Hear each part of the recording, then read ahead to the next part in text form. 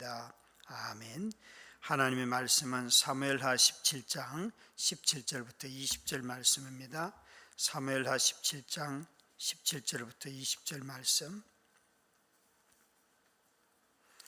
함께 자막을 통하여 표신성경을 통하여 하나님의 말씀을 읽도록 하겠습니다.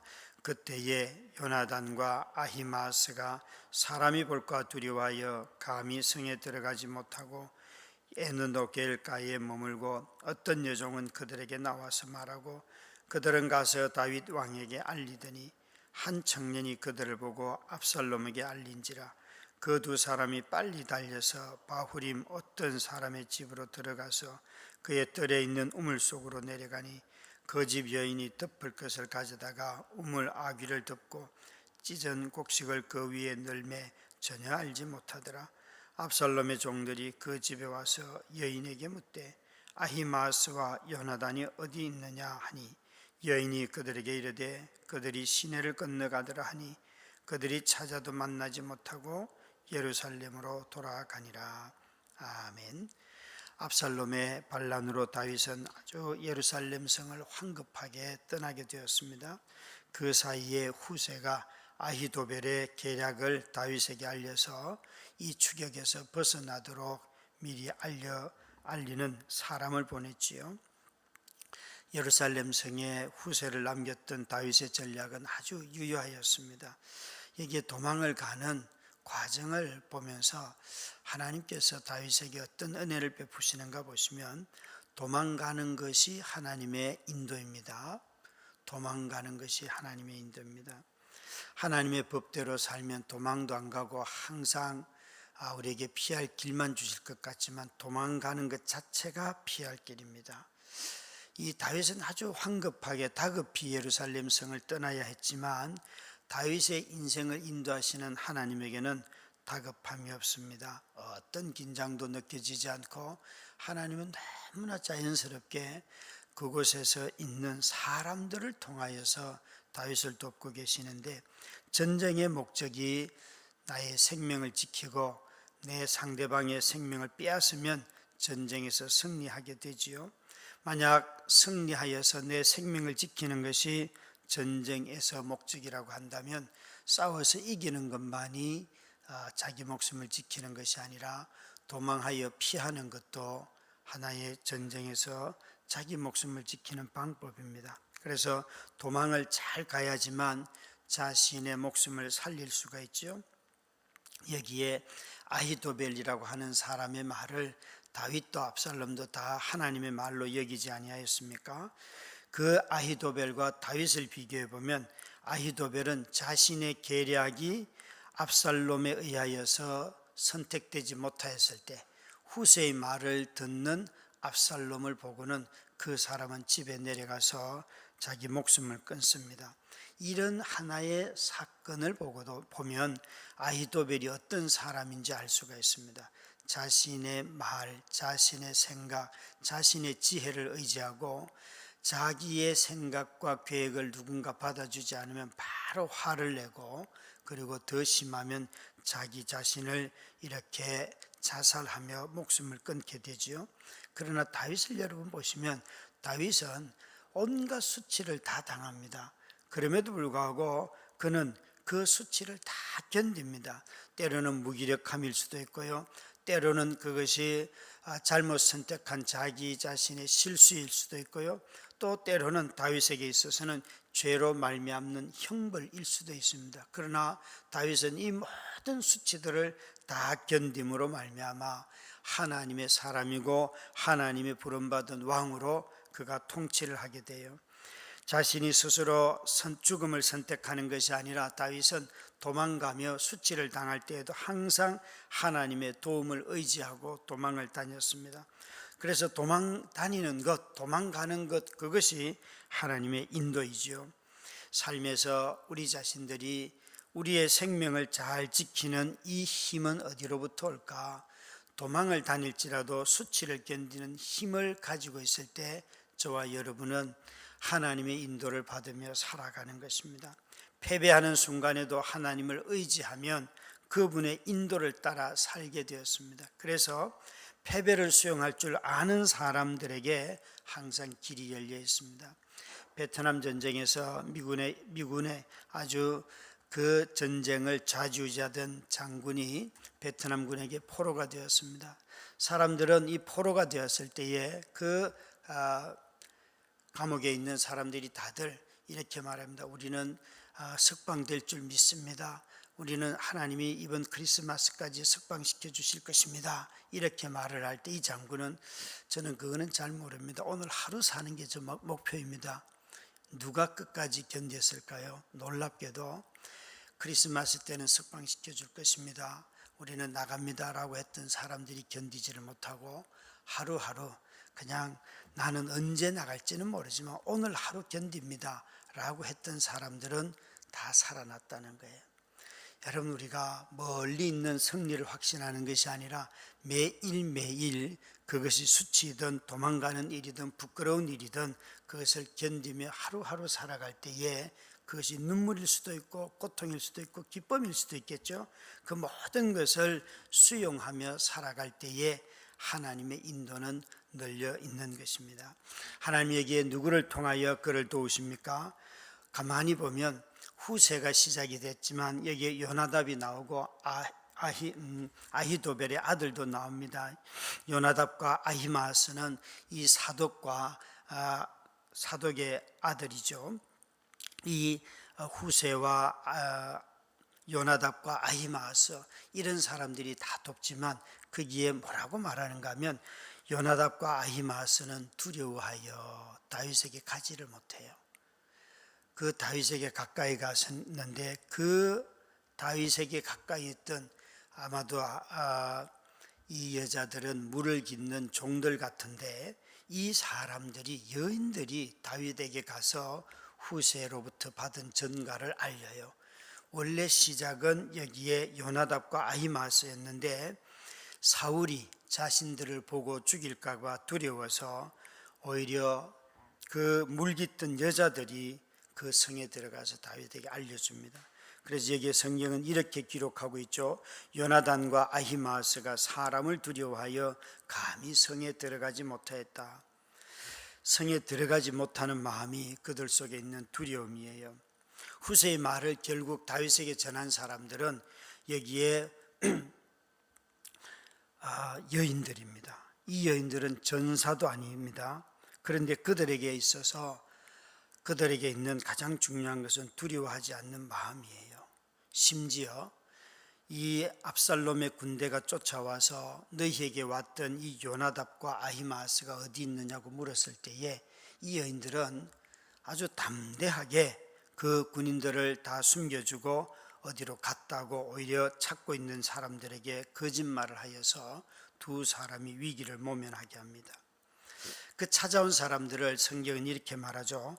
청년들이라고 말하고 여기 숨겨주는 사람들은 여인들, 종이라고 말합니다.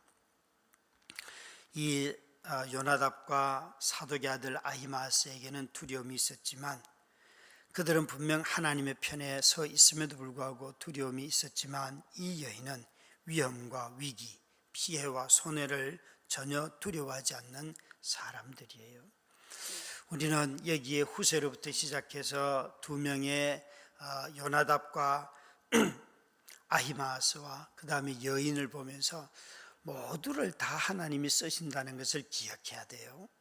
두려워하는 두 청년도 하나님이 쓰시고 전혀 두려움이 없는 여인도 쓰시고, 여러분 참 희한하지 않아요? 아히도벨보다도 훨씬 모자라는 후세도 쓰시고 하나님은 쓰세요. 전쟁의 승리는 군사들 장군 한 사람만으로 되지 않습니다. 힘만 가지고 승리한다면 뛰어난 장군 한 사람만 있으면 되겠죠. 그러나 전쟁을 하려고 하면 군사들도 뛰어나야 되지만 국민들도 한 마음이 되어야 합니다.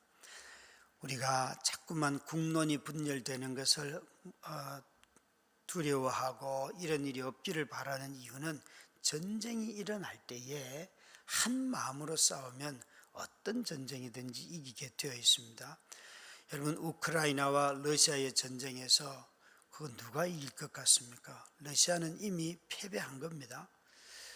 저들이 며칠 만에 끝내리라, 한 달 만에 끝내리라, 지금 6개월이 지나가고 있는데도 러시아의 어떤 손해 장군이 죽었다 이런 얘기는 들어도요, 이 우크라이나 사람들이 왜 안 죽겠습니까? 그러나 계속해서 들리는 것은 우크라이나 사람들의 승리의 소식을 더 많이 듣고 있습니다.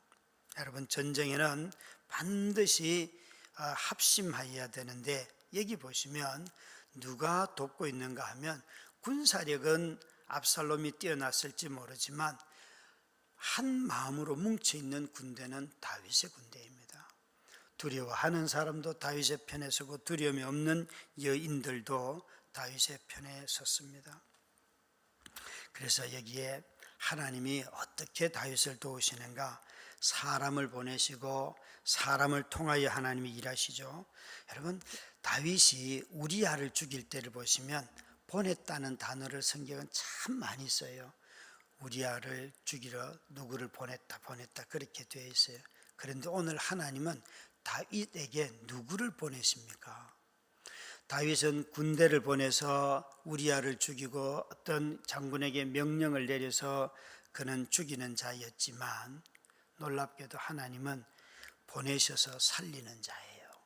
저와 여러분이 오늘 만나는 많은 사람들을 통하여서 하나님이 우리를 용서하셨을 뿐만 아니라 그 사람들을 통하여 우리를 살리시는 하나님의 은혜를 경험하게 됩니다. 우리의 인생을 가만히 돌아보면 이런 다윗과 같은 은혜가 넘치지요. 가난하고 힘든 상황 속에서도 참 하나님께서 우리에게 얼마나 많은 도움의 손길들을 보내주시는지. 제가 처음 대학을 졸업하고 간사라고 캠퍼스에서 전도자의 사역을 하겠다고 그렇게 헌신을 하니까 저희 집 가족 회의가 열렸는데, 저희 집은 되게 가난했어요. 제가 대학을 졸업하면 그래도 공기업에 가지 않겠나, 이게 꿈이었어요, 온 가족들의. 그런데 그런 발표를 하니까 형수님이, 도련님 너무 이기적이라고 그러는데, 우리 어머님은 믿지도 않던 우리 어머님은 나는 우리 아들이 원하는 일을 택하고 그 길을 가는 것을 나는 지지한다, 어머님이 그러셨어요. 믿지도 않는 어머님이. 그래서 저는 참 어머님의 그 위로가 제게 큰 힘이 되었어요. 열등감이 많았던 저에게 하나님께서 공동체 안에 있는 형제 자매들을 보내주셔서 그들과 교제하면서 인정받고 또 위로받고, 굉장히 남존여비 사상이 물들어 있던, 저는 서울 여자들이 대학생이 되어서 서울에 왔을 때 이해가 안 됐던 게, 남자가 말을 하는데 여자들이 자꾸 대꾸를 하더라고요. 그래서 무슨 놈 여자들이 이러냐고, 우리 시골에서는 안 그랬는데, 그래가지고 막 그 자매들하고 싸우고 막 그랬다고요. 그런데 나중에 그 자매들을 통해서 정말 하나님이 어떻게 함께 사는 법을 가르쳐 주시고, 이루 말할 수가 없어요. 고등학교 때 자취생활을 할 때에 근처에 있는 교회에 가서 친구들을 사귀었는데, 그 친구들이 지금도 만나고, 그 친구들이 저의 아픈 아내를 위해서 매달 후원을 해주고 그래요. 대학생 때 다녔던 우리 서울 영동교회는 저 뒤에 와서서 일하시는 우리 관리해 주시는 사찰 집사님을 그곳에서 만났고, 저분이 관리 집사님 은퇴하시고 저에게 오셨어요. 여러분, 하나님의 은혜가, 이 말을 하면서 얼마나 큰지 새벽에 앉아서, 이거 정말 지난 2년 반 동안 코로나 때 만났던 형제 자매들, 또 목회자들, 전도사님들, 교역자들 얼마나 많은지 모르겠어요. 어느 한 분이라도 안 계셨다면 오늘의 나는 없다. 오늘의 나는 없다. 이분들을 하나님이 보내주셨고, 이분들을 만나서 하나님이 나를 사랑하는구나 하는 것을 깨닫게 되고 감사하게 되고, 그래서 정말 나에게 누군가가 왔다는 것, 보내주신 그 사람이 하나님의 은혜이고 기적이라는 것이에요. 오늘 나 또한 누군가에게는 기적이고 은혜지요. 참 하나님께서 제게 아내가 쓰러지기 전에 저희가 이 개척을 하는 2005년도에 개척을 했는데요, 2005년도 1월달 한 달 동안 온 가족이 제주도에 여행을 갔는데 가서 머물렀던 그 집에 두 자녀가 우리 교회 청년이 되어서 와서 청년의 생활을 하다가 둘 다 결혼을 하고 한 사람은 서울에 남고 한 사람은 제주도로 돌아갔어요. 그런데 그 집의 식구들과 지금도 교제하고요. 제주도 가면 그 집에 그냥 언제든지 돈 안 내고 묵을 수 있는 그런 집이에요. 근데 그분들이 어려우니까 저를 찾아오세요. 어제에서 들었어요. 둘째 딸이 제주도 내려가서 다니는 교회가 있었는데 자기가 결혼할 때 엄마하고 둘이 앉아서 제가 어제 물었어요. 아니 맏딸이야 우리 교회 꾸준히 다녔으니까 제가 주례를 하지만 왜 둘째를 다니는 교회가 있는데 그 목사님을 하셨어야지 왜 저를 불렀어요. 그러니까 어제 처음으로 들었어요. 그때 그 목사님이 어려움이 생겼는데 우리 자매들의 엄마를 교회에다가 소문을 내서 막 어렵게 했어요. 그래서 엄마가 한마디도 안 하고 그 이야기를 다 참고 넘어갔는데 이 이야기를 자녀들이 다른 사람을 통해서 들은 거예요. 우리 엄마를 담임 목사님이 모함을 한다는 것을. 그래서 아이들이 엄마하고 상의도 안 하고 가만히 자기들이 생각을 하다가 김병년 목사님이지라고 그랬다는 거예요. 그러면서 그 얘기를 하는데 제가 깜짝 놀랐어요. 그래서 참 이렇게 지난 시간들 다 보면서 그리고 난 뒤에 아내가 개척하고 난 뒤에 아내 쓰러졌거든요. 그런데 어제 저녁에 그 가족들을 만나서 함께 교제를 했어요. 참 절묘한 타이밍 아닙니까?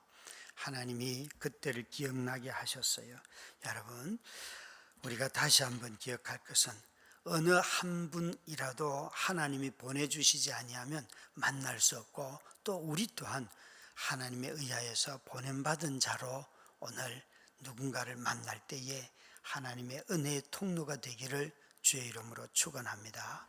기도하겠습니다. 주님, 제 짧은 인생만 돌아봐도 하나님이 보내주신 수많은 사람들이 있어서 오늘 제가 있습니다. 주님, 이제는 저와 우리 가족들이, 우리 교회 성도들이 누군가에게 하나님의 보냄받은 자가 되게 하셔서 사람을 살리게 하옵소서. 예수님 이름으로 기도드렸습니다. 아멘.